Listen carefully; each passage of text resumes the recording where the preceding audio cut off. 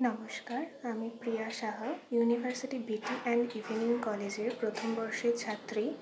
আমার ক্রমিক সংখ্যা 36।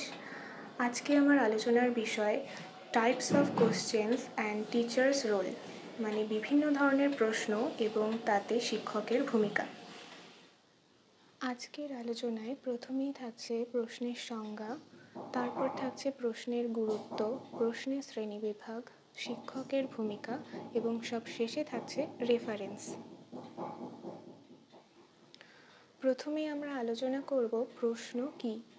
প্রশ্ন হলো এমন একটি বাক্য বা বাক্যাংশ বা শব্দ যার মাধ্যমে কোনো তথ্য জানতে চাওয়ার চেষ্টা করা হয় বা কোনো ব্যক্তির জ্ঞান সম্বন্ধে সঠিক ধারণা নেওয়ার চেষ্টা করা হয়।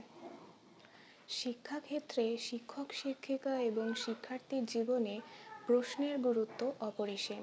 এখন আমরা প্রশ্নের গুরুত্ব সম্বন্ধে আলোচনা করব। প্রশ্নের গুরুত্ব। শিক্ষক শিক্ষিকারা শিক্ষার্থীদের প্রশ্ন জিজ্ঞাসার মাধ্যমে তাদের জ্ঞান সম্বন্ধে সঠিক ধারণা লাভ করতে পারেন।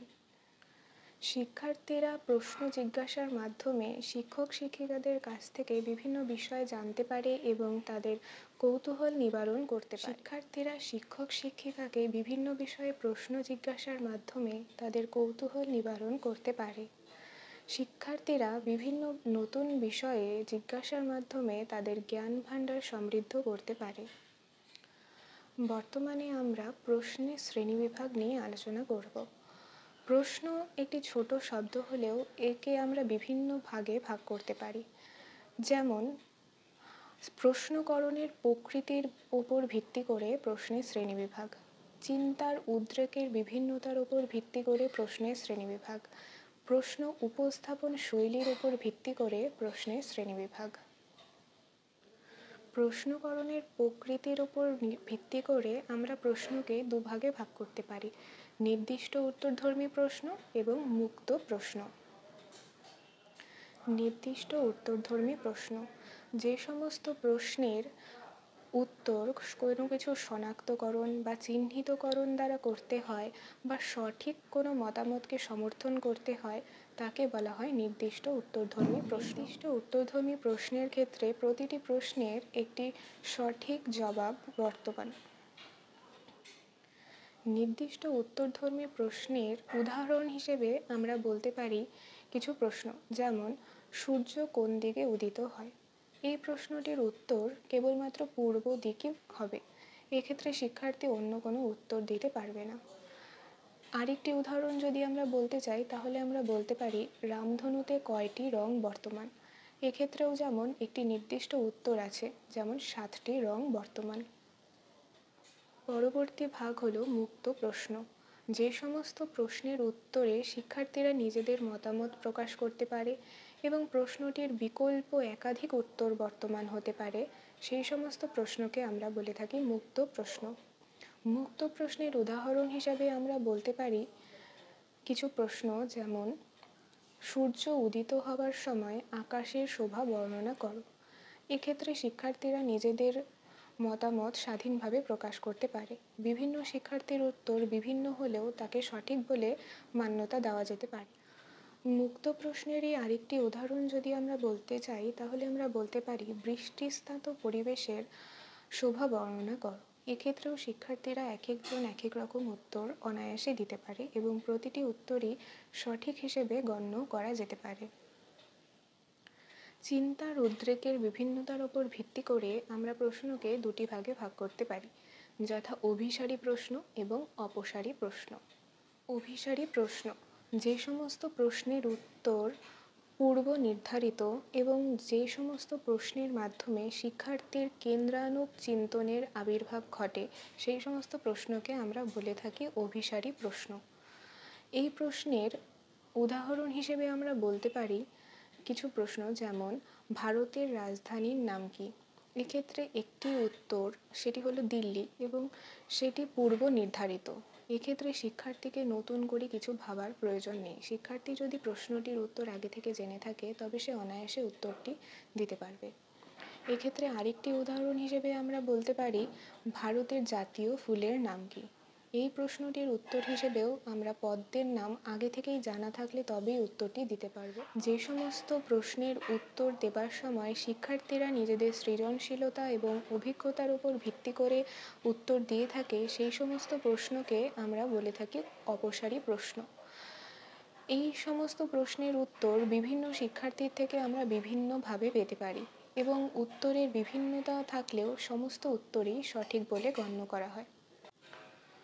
অপসারী প্রশ্নের উদাহরণ হিসেবে আমরা বলতে পারি, কোনো শিক্ষার্থীকে আমরা জিজ্ঞেস করতে পারি তার প্রিয় গল্পের বই কোনটি, বা তার প্রিয় ঋতু কোনটি, বা তার প্রিয় হবি কী ইত্যাদি।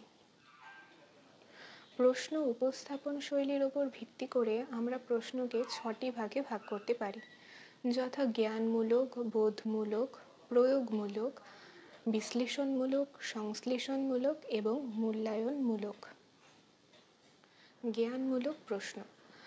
জ্ঞানমূলক প্রশ্নের মাধ্যমে কোনো বিষয়ের সংজ্ঞা, কোনো বিষয় সম্বন্ধে বর্ণনা করা, কোনো কিছু তালিকাভুক্ত করা বা কে, কি, কখন এই সমস্ত বিষয় জানতে চাওয়া হয়ে থাকে। জ্ঞানমূলক প্রশ্নের উদাহরণ হিসেবে আমরা বলতে পারি, আবার আসিব ফিরে কবিতাটি কার লেখা, এবং দ্বিতীয় উদাহরণ হিসেবে আমরা বলতে পারি কয়েকটি ফুলের নাম তালিকাভুক্ত করো। বোধমূলক প্রশ্নের উদাহরণ হিসেবে আমরা বলতে পারি, আবার আসিব ফিরে কবিতাটিতে কবির মূল বক্তব্য কী ছিল। এবং আরেকটি প্রশ্ন আমরা বলতে পারি যে আবার আসিব ফিরে কবিতাটিতে কবি আবার ফিরে আসতে কেন চেয়েছেন। প্রয়োগমূলক প্রশ্ন। প্রয়োগমূলক প্রশ্নের মাধ্যমে আমরা শিক্ষার্থীর অর্জিত জ্ঞান কোনো বিশেষ ক্ষেত্রে প্রয়োগের সুযোগ করে দিই। প্রয়োগমূলক প্রশ্নের ক্ষেত্রে আমরা বলতে পারি, কোনো শিক্ষার্থীকে একটি মোম তৈরি করার জন্য, এক্ষেত্রে শিক্ষার্থীকে যদি আগে থেকে মোম তৈরি করার পদ্ধতি সম্বন্ধে আমরা জ্ঞাত করে থাকি, তবেই আমরা এই প্রশ্নটি করতে পারবো। দ্বিতীয় প্রশ্ন হিসেবে আমরা বলতে পারি, কোনো শিক্ষার্থী একটি ছবিতে 2টি বা 3টি রং প্রয়োগের ফলে সে কী রকম ফলাফল আশা করছে। বিশ্লেষণাত্মক প্রশ্ন। বিশ্লেষণাত্মক প্রশ্নের কাজ হলো কোনো বিষয় সম্বন্ধে বিশ্লেষণাত্মকভাবে ভাবার এবং মত প্রকাশের সুযোগ করে দেওয়া। বিশ্লেষণাত্মক প্রশ্নের উদাহরণ হিসেবে আমরা বলতে পারি, কোনো বিষয় বলে শিক্ষার্থীকে আমরা জিজ্ঞেস করতে পারি যে এই বিষয়গুলির মধ্যে সাদৃশ্য কোথায়।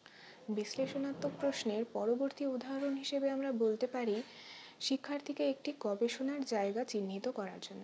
এক্ষেত্রে শিক্ষার্থীকে প্রথমে তার গবেষণার বিষয় সম্বন্ধে সঠিকভাবে বিশ্লেষণ করতে হবে এবং তার জন্য উপযুক্ত জায়গা চিহ্নিতকরণের ক্ষেত্রে কী কী বৈশিষ্ট্য থাকা প্রয়োজন তা তাকে বিশ্লেষণ করে জানতে হবে।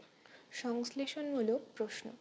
সংশ্লেষণমূলক প্রশ্নকে আমরা অনেক সময় বিশ্লেষণাত্মক প্রশ্নের পরিপূরক হিসেবে বলে থাকি। সংশ্লেষণমূলক প্রশ্নে আমরা বিভিন্ন বিষয়ে আগাম মতামত বা বিভিন্ন পরিকল্পনার কথা তুলে ধরতে বলে থাকি। সংশ্লেষণমূলক প্রশ্নের উদাহরণ হিসেবে আমরা বলতে পারি, কোনো শিক্ষার্থীকে কোনো কাজ বা কোনো প্রজেক্ট বা যে কোনো কিছু করার জন্য নতুন কোনো পথ ভাবার কথা। সংশ্লেষণাত্মক প্রশ্নের দ্বিতীয় উদাহরণ হিসেবে আমরা বলতে পারি, শ্রেণীকক্ষে আপনি শিক্ষার্থীদের কিভাবে ব্যস্ত রাখবেন। প্রশ্নের শ্রেণীবিভাগের শেষ ভাগ হলো মূল্যায়নমূলক প্রশ্ন।